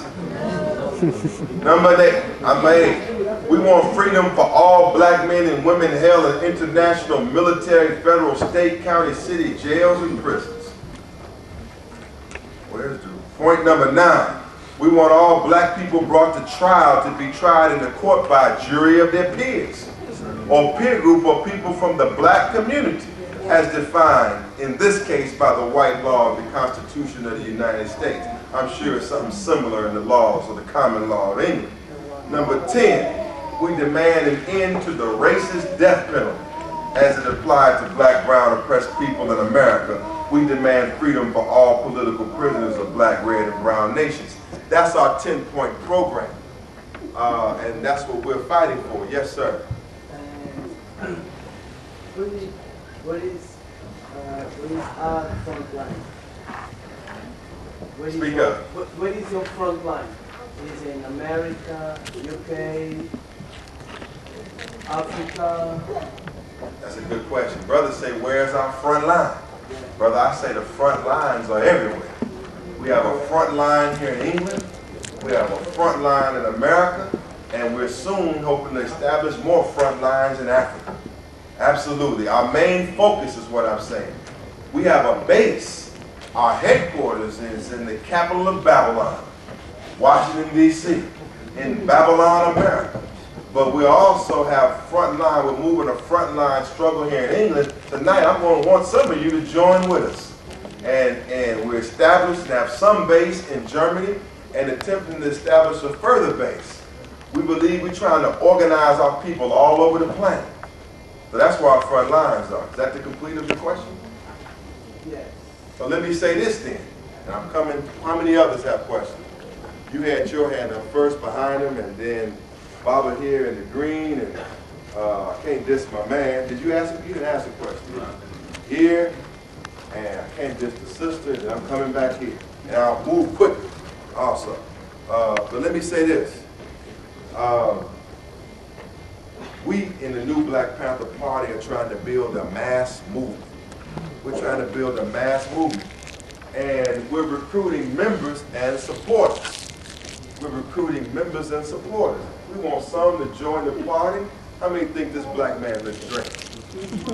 Huh?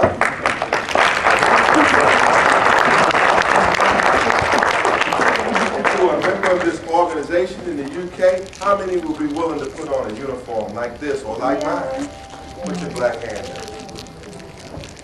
Okay?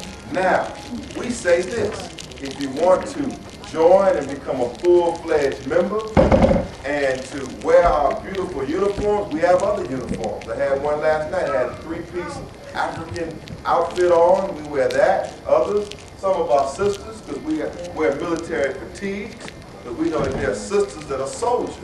Some of them in Africa fighting, carrying guns and whatnot. But also we believe in our sisters wearing nice, beautiful gowns and dresses and all of that. But we also have people in our organization that are with us, that support us, and they don't have to wear a military uniform at all. But we believe that we shouldn't cast them back out into the streets because they have talent. So we work with them at all. So we say either join the party or join in with us. Because we know, we see by tonight, you like what we're saying, you like what we're doing, and we'll talk about what we're going to do in the UK. So let me ask a question. How many of you believe that what I have said tonight is good for our people? Put your black fist up. If you believe it's good for our people, that's everybody. I mean, this is good for our people. Now, how many of you tonight would like to either join us or somehow, some way, just join in with us, be a part of this movement? Let me see your black fist and your black hand. That's everybody as well. Did you have a sign-in list? So that means all of y'all. I got all y'all tonight, and I'm happy. I'm honored. Give yourself a black hand. Give yourself a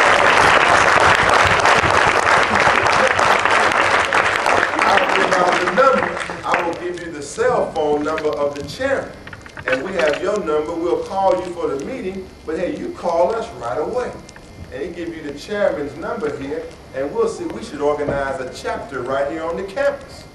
Is there a black student union on the campus?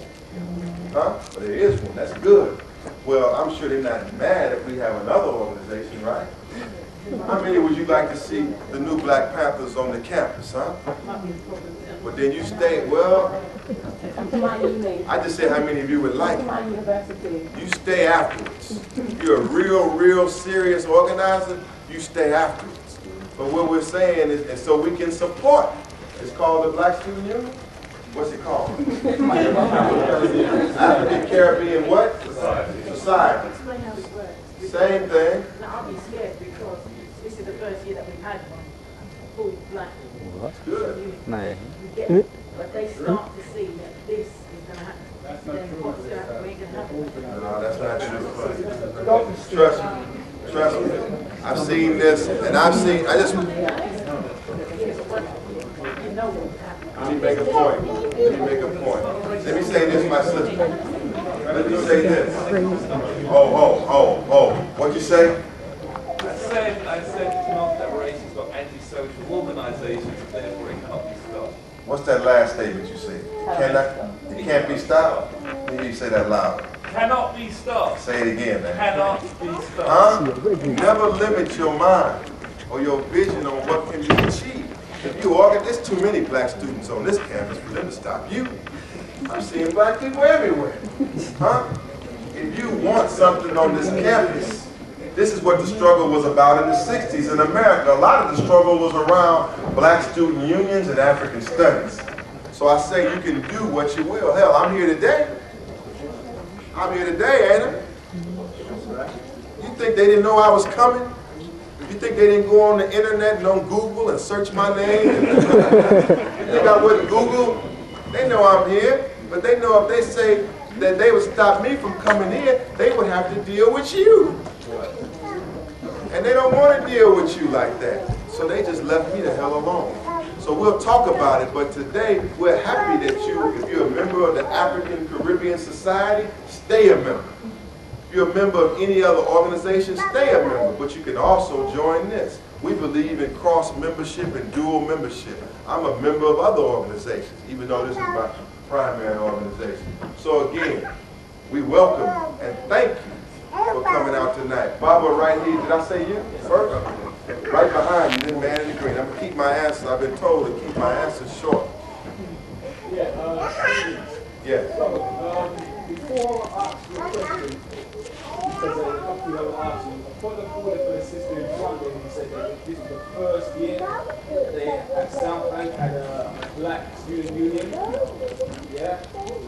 For those of you who were a little bit younger than me, and some of the brothers over here like Kwame and Brother Pavo, photographer. The history of South Bank University. South Bank was the black university. This was running way ahead of the pack. And going back to, must have been 92, African students took over to union.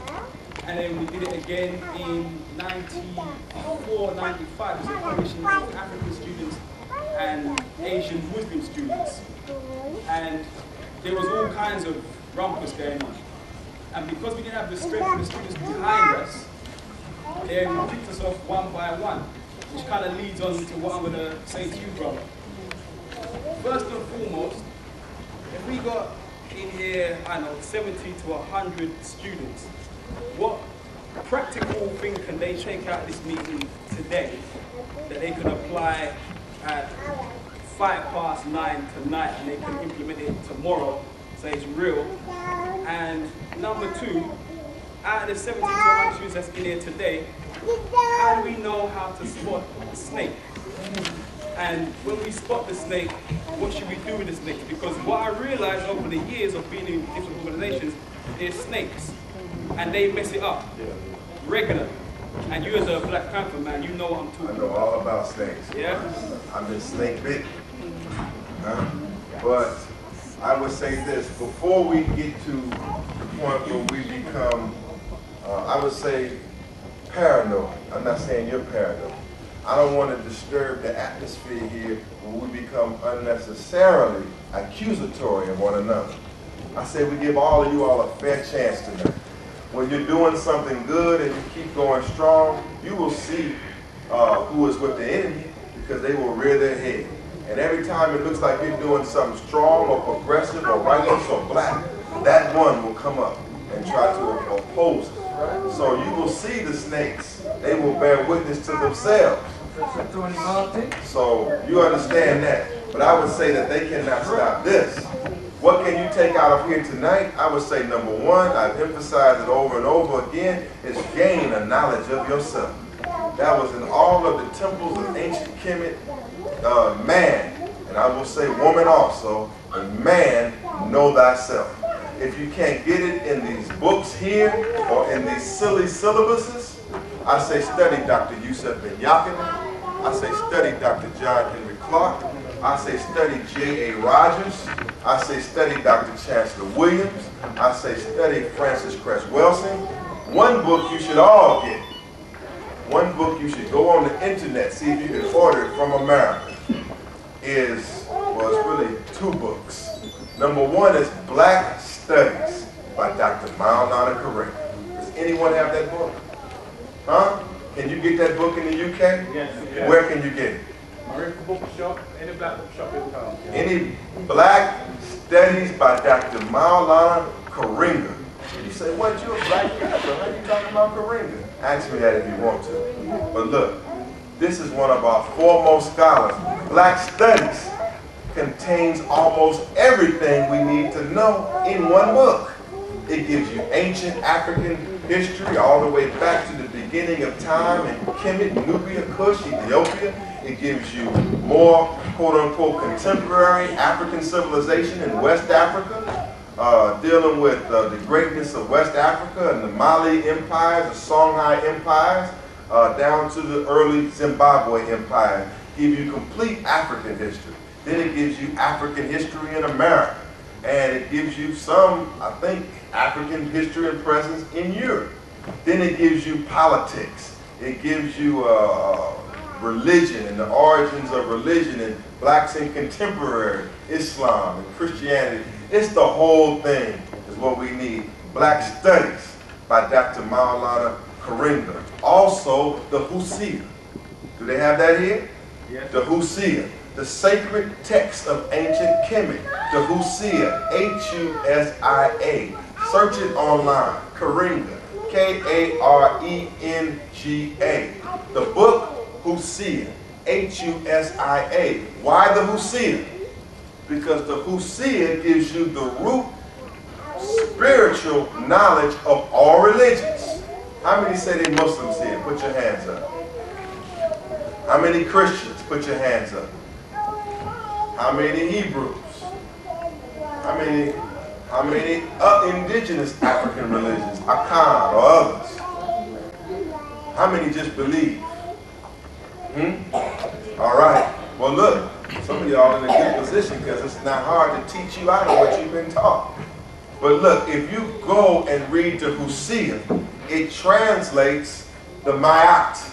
How many know Ma'at? Somebody tell me. What does it mean? Come on, sister in the back with the white crown. The original way to live your life,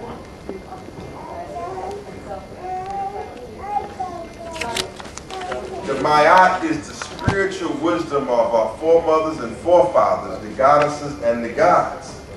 But it is also, Ma'at means truth, justice, harmony, order, balance, righteousness, and reciprocity. It's a spiritual code, but it is also the teachings of the great pharaohs and others on spiritual matters. And it is the root of the Bible and the Quran. I said it is the root. You can go into Hosea and different surahs or ayats in the Quran. Sounds like it came just in the Quran. I'm coming to you, my brother. Sounds like it's just in the Quran. But if you go into the Hosea, you'll find the exact language thousands of years before.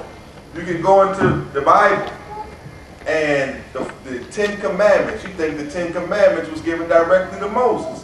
But if you searched and studied the 42 negative confessions by Akhenaten, who was the founder of monotheism before Abraham, in the Ma'at. So if you get to Hosea, if you're reading the book of Psalms, continue to read the book of Psalms. But if you go into the Hosea, you'll find the origin of the teaching of the book of Psalms. So it gives you spiritual wisdom and insight from an African perspective and gives you the confidence that no matter if you say you're a Muslim, you're a Christian, you're a Hebrew, we are the origin of it all. And you can understand the root knowledge and connect back with yourself. So that's what I say, brother. Know yourself. Number 2, organize. If you're not a member of the African Caribbean Social Club, if you're not a member of some organization, then you're not doing your job. Organize. Number 3, commit yourself. Commit yourself tonight. Commit yourself that you will become and be a better revolutionary. I don't care how conservative you are, I don't care what you are, you have to come out of here tonight saying that I am a revolutionary. One who is dedicated to complete constructive change. I'm not saying you have to come out of here in some fatigues and boots with an AK-47 and some grenades. You can do that. But I'm saying you must be a revolutionary. Yeshua, a revolutionary. How many want to be a revolutionary? You want to change? Or are you satisfied? You completely satisfied? Let me hear you say, I am. I can't hear you. I am. Revolutionary. You said that too soft. I am. A revolutionary. I am. A revolutionary. Now practice that on a daily and consistent basis and watch this thing get better. My Bible right here. Yeah. Speak up, please. Everyone be quiet. You mentioned, I think you mentioned, said to support the Bible and the Quran. Right? The truths of the Bible and the Quran. Well, first of all, the Bible, as you should know, is full of contradictions. The Bible's got incest, it's got rape, it's got murder. I think off my head, look at the chapter of Jeremiah, I think it's 19, verse 4 and 9, where God called the Bible, God called some people eaten by some other people in the Bible. If you look at the Quran itself, Surah 4, verse 34, it says a man can beat his wife. Yeah? And that's in the use of the Quran. I don't understand that way. Go ahead, I'm listening. Surah 4, verse 34. It says a man can beat his wife. Beat her like. Exactly. That was written by the Quran. Go ahead, I'm listening. Well, according to my reckoning of that, then according to the Quran, that's telling me that Allah condones violence against women. Can you see Surah 4 verse 7?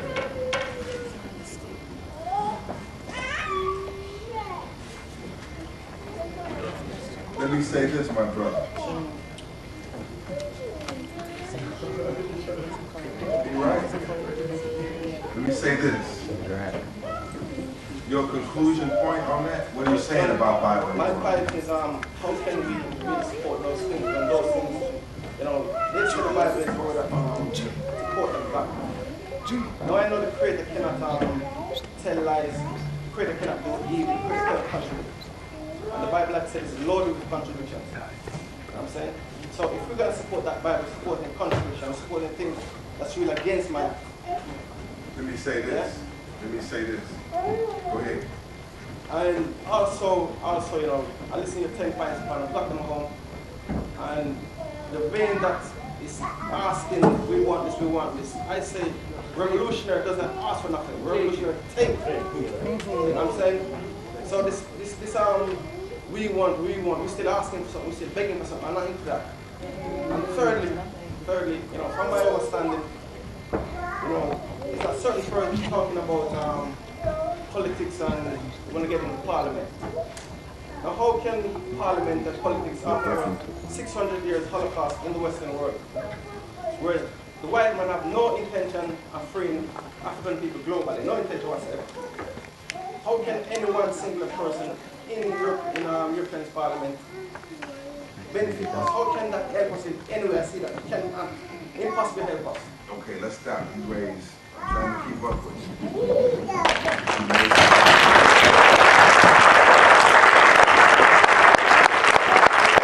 Let's start first with a question on the Bible and the Quran. In our 10-point program, I said number one, it says we want freedom.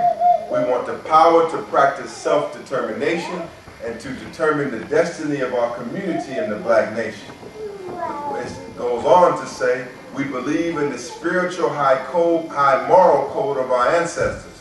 We believe in the truths of the Bible, Quran, and other sacred texts and writings.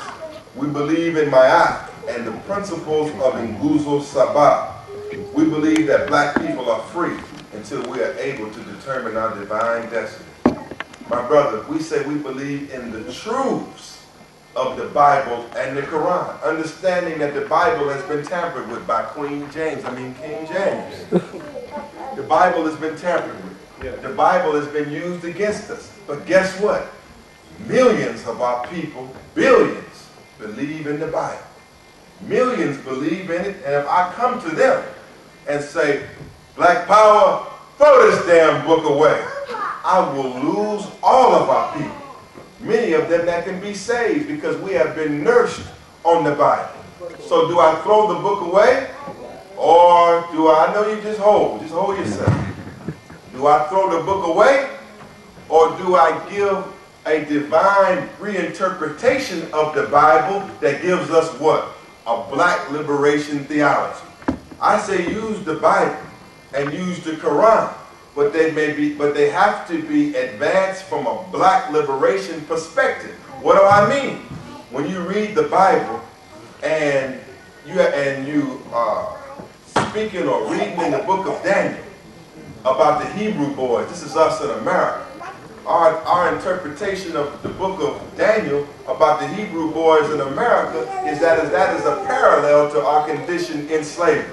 And just how they were robbed of their names and given the slave names of Shadrach, Meshach, and the Abednego, that is what has happened to us in America.